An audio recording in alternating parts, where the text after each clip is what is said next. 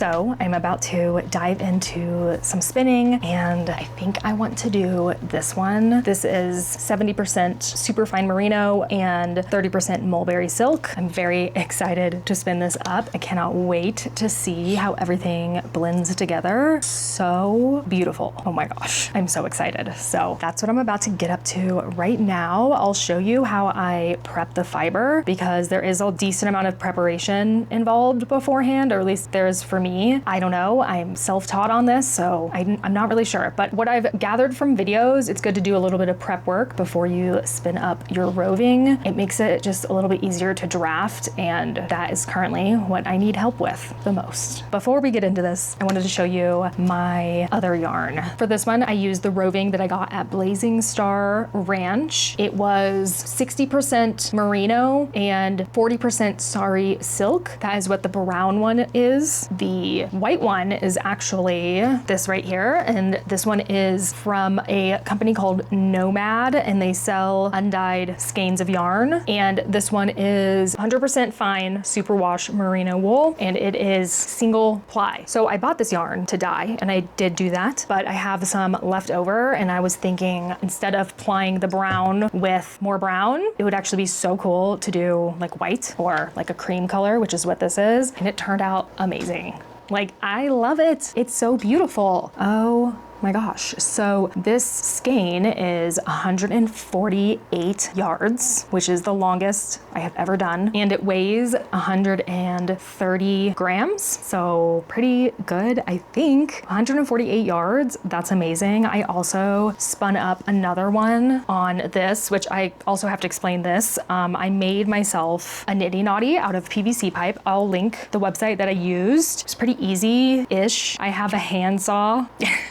Not a very big one, it's kind of small. I use it in the garden, but I bought the PVC pipe and the connectors and all that at Home Depot, and then I sawed them to the correct measurements, and now I have a nitty knotty, which is awesome because this helps me count how many yards are in one skein of yarn. So this is actually just resting, and then tomorrow I'm gonna wash it and like wet finish it and all that. Once that's done, I will wrap it back on here, and then I can count the amount of strands on one side and then multiply that by 2, and that's how many yards I have. It's so easy. This is a 2-yard nitty knotty. I think that's why I'm multiplying it by 2.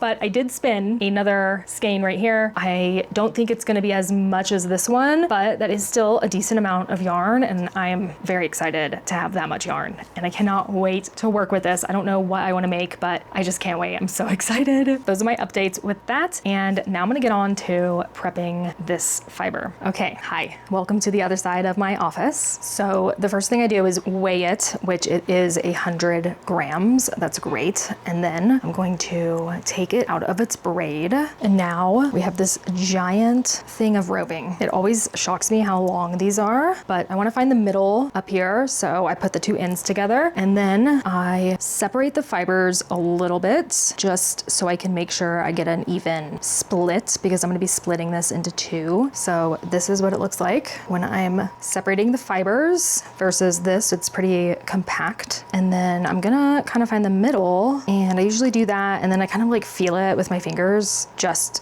to see if it feels even. Okay, that feels good. And then I just pull it apart like that, and then I'll usually work with one side and just split it.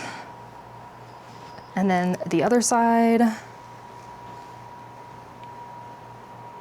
So now I have 2 very long pieces of roving. I'm gonna put one away for now and just work with one single piece. This should be 50 grams because we split it in half. And I think I might actually weigh this one just to see. They might be a little uneven, but for right now, I don't really care. But in the future, maybe I'll care. So these deli containers right here have been really amazing because I've been separating all my fiber and putting them into one of these. So I'm going to put that on there, make sure I tear it so it's at 0, and then I shove the fiber in there. So it says 59 and 39. So I might actually add more to this so it's a little bit more even, because that's like super off. I'm just gonna pull a chunk off if I can.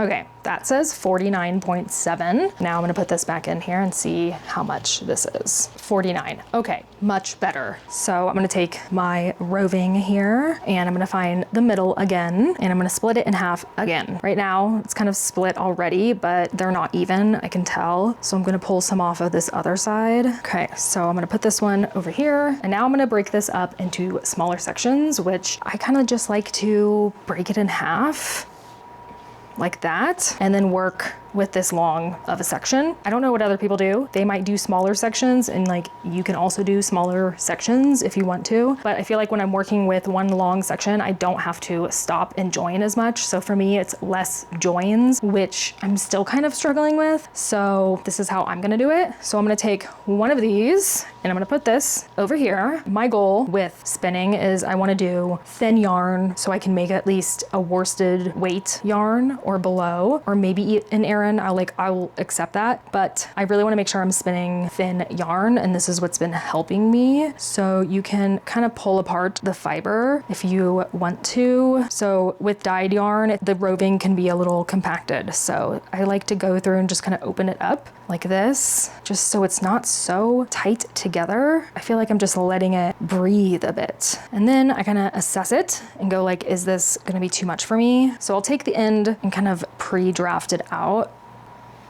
and just check. I mean, maybe I could, but honestly, I kind of want to split it just because it's still pretty compact and I just wanna make sure I'm spinning thin yarn. So I'm gonna find the middle, split this one in half. There we go, much better. And then I will take the end and I just pre-draft it. So I just pull it very gently. Also, you might wanna check for your staple length by pulling out the end and seeing how long it is, and that'll kind of help you figure out how far you need to pull before it breaks. So mine is this long. What is that? 5 inches or so. So I can pull like 2.5, maybe 3. I'm gonna go through this whole thing and just kind of stretch it out, trying my best not to get it too thin. I feel like this really, really helps me pre-drafting it for sure. And after that, I put it into a deli container very carefully so nothing breaks. And I'm gonna do the same thing to all of this roving, the 50 grams. I'm gonna split it again, and then pre-draft, and then put into my deli container. Usually I have like 2 or 3 deli containers to spin with. So I will show you what that looks like when I'm all done prepping this fiber. All right, so all of my fiber is prepped in these 2 deli containers. So I'm gonna go ahead and set up my spinner so I can get started spinning it. I'm gonna take a container, I usually just put it between my legs, and then draft out some, pop it in the leader. Okay, turn it on.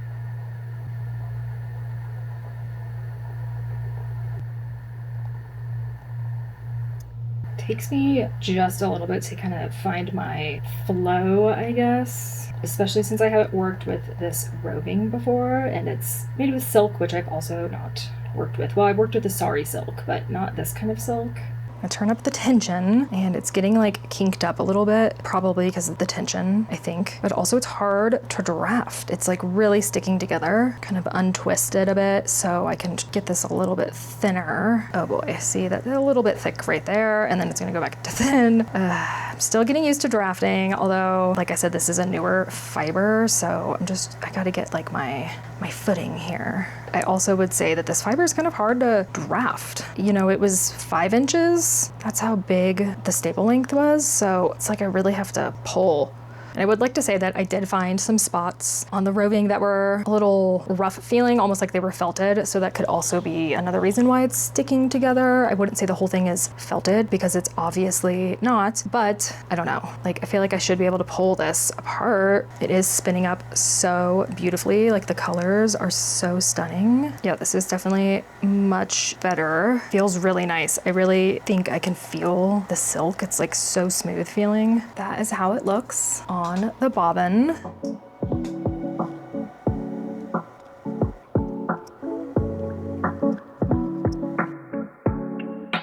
Okay, so that is one strip spun and it's looking good, I think. Trying my best not to overspin it, but I think it's actually pretty good. And I will see you next when I spin up all of this roving and you can see what it looks like complete.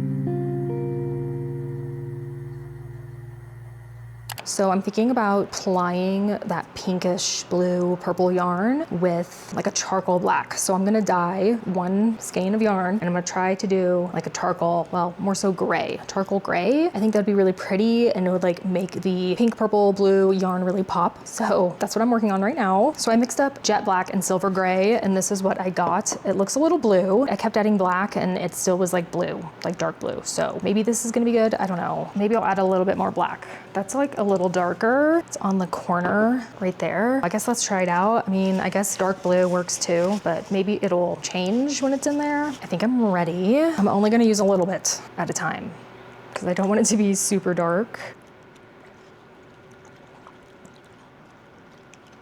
I know you're not supposed to agitate it too much, but I don't want to pour in this whole thing. Maybe I'll speckle it. I could do that with a little bit of black maybe, or gray. All right, I'm gonna start with silver gray and just kind of speckle it around and see what happens. I'm not sure if the gray is giving off the blue or maybe it's the black. Kind of looks like the gray was. I'm gonna sprinkle a little bit of black, I think. This is boiling a little bit. I don't think it's too bad though, but I'm gonna flip it and then do the other side. Well, I think maybe I wanna do black speckles on like the lighter parts here. Also, I did not take off the ties. Okay, first mistake, leaving the ties on. Okay, I think it's ready. So I think I'm gonna turn this off and just let it come to room temperature naturally. And then after that, I will go ahead and wash it. This is pretty cool now, so I'm gonna go ahead and dump it out. All right, so I just added wool wash. Looks pretty good. I mean, I think it's pretty much what I wanted, but I don't know. It has to dry first. Now I'm just going to hang it on this rack and let it dry overnight. It's a little tangled, but I think it'll be okay once it dries, I hope. And now I'm going to wind it onto this bobbin. I'm about to ply up this yarn right here, and this is how it turned out. I think it's pretty good. I don't see too many white spots. I soaked it for maybe an hour before. I know, so you're supposed to soak it like overnight, but I don't know. I just really wanted to get on it so I could ply up today. I think it turned out well. I like the variation of colors. I like that it's not like a super solid gray, and I think it's pretty, and I think it's gonna be really great with this top yarn is gonna really stand out. So I'm gonna work on that right now, but I did wanna show you my second skein of yarn. I spun this one up and then I spun up a second one and they look so good. I'm really aiming for consistency. So I want them to be the same if they're gonna be the same, you know, colorway. So I think I did pretty well with that. And I measured the wraps per inch and it came out to be like between a worsted and a DK. That's good. That's kind of what I'm aiming for. I usually work with worsted weight yarn anyway, so I like that. And this one was 100 yards even and 97.6 grams, while this one is 148 yards and 130.3 grams. That is 248 yards altogether, which I think is really great, and about 228 grams. So pretty good. I'm very happy with these. I really love them. I love the colorway. Beautiful. So let's get started on plying these right here. This is my Lazy Kate. It's working out well so far. I have a GoPro in here for weight because it will drift a little bit forward, so the weight helps. I would really like a tensioned Lazy Kate. I don't really know much about them, but I'm assuming that they just kind of hold the weight a little bit so they're not spinning so much, although I have not looked into them at all. One day I will get a proper Lazy Kate, but this right now is working just fine. Ooh, cannot wait to see how this works up.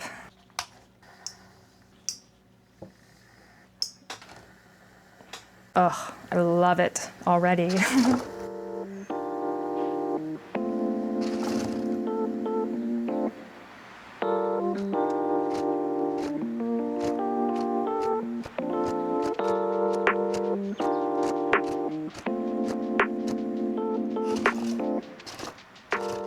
Looks so good already. Oh my gosh, so excited to see the finished product. So this is what my first one looks like. So beautiful. And now I'm gonna spin up this one, which is a little bit smaller than the other one.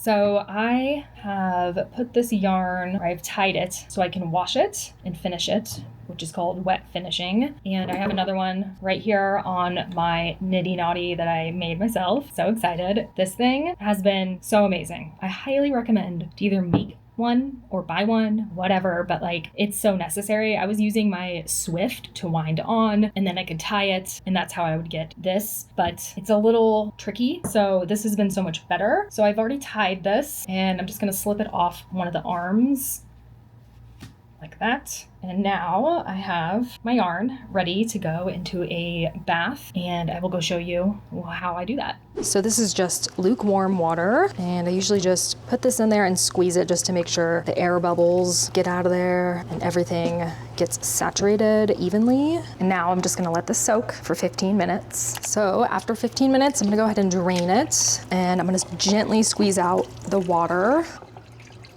And then put it on a towel, and then I roll it up pretty tight and then put some pressure on it to really squeeze out some of that water, and then take it and do this. This is called setting the twist, and it also kind of evens the tension a little bit, I think. I have bits falling out all over the place here. So here's the setup. 2 hangers holding both yarns, and I will show you what it looks like when it's all dried. The last time you saw me was dyeing the single ply yarn like a charcoal gray, and then I plied them together.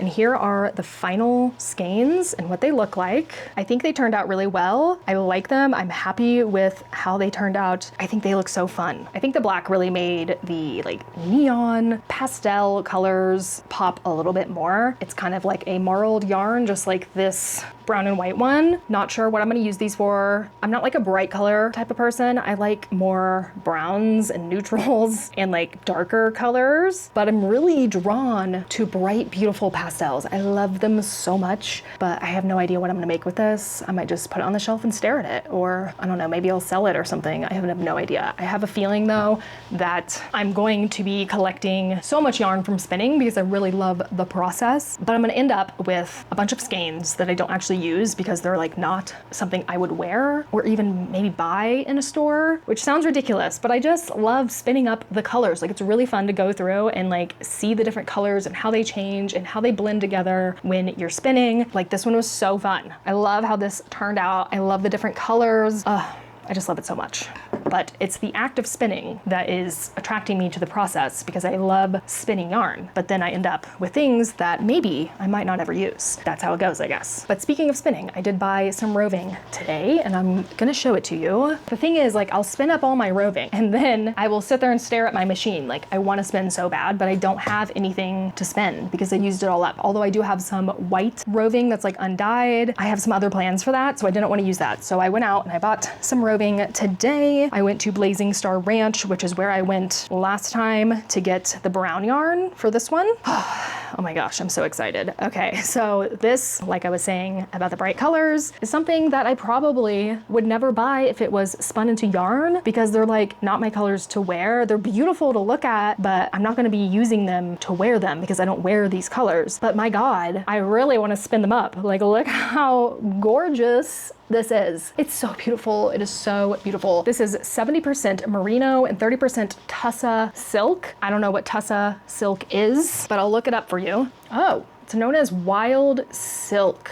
Ooh, beautiful. So it says today, tussa cocoons in India are still gathered by people of the tribal villages in Bhagalpur, Bihar, and areas of West Bengal. Okay, so it says harvesting, processing, and weaving tussa silk was for generations done mostly by men. Wow. However, thanks to rural retraining programs in India, women are increasingly involved in tussa harvesting and processing. However, weaving the tussa silk remains largely mostly a male task. Interesting. So essentially, tussa silk is made from cocoons you find out in the wild, while normal silk, like mulberry silk, is used by silkworms in a controlled environment. There you go. I know there's a lot of controversy on silk and how it's made and silkworms and things like that, and I haven't really dug too much into it, so I'm not really the person to talk about that, but I'll look into it because I should, because I'm using the fiber. Anyway, so beautiful. Very excited to use this. I believe this colorway is called Phoenix, and you can buy it on their website, Blazing Star Ranch. They have a website, they have their roving up there, and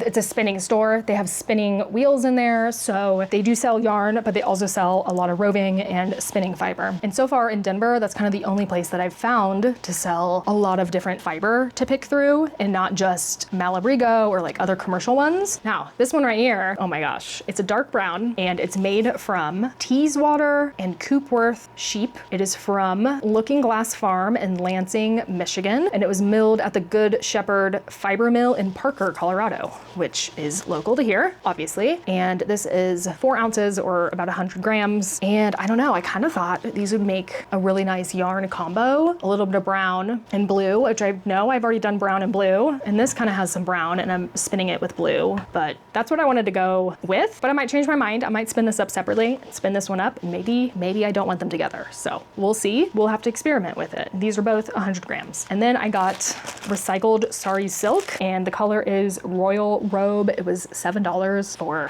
a little bag of this. I love the colors, of course, pink, purple, blues, you know, I'm into that. I thought this would be actually really nice to blend. So I bought some carding cloth, which is not cloth really, but it's a 12 by 12 square, and it has bristles on it, and I'm gonna staple it to a cutting board that I don't use, and then I can blend my own fiber like this and make my own like roving of colors that I blended myself. I thought this would be really fun to kind of poke in there and like add some bits and bobs of this sari silk just to make it a little bit more interesting. So that's my plan. We'll see when I get there what happens. That'll be a whole thing, learning how to blend fiber and making it into one of these things. I have no idea. So that's a whole other skill I'm gonna be learning later this week.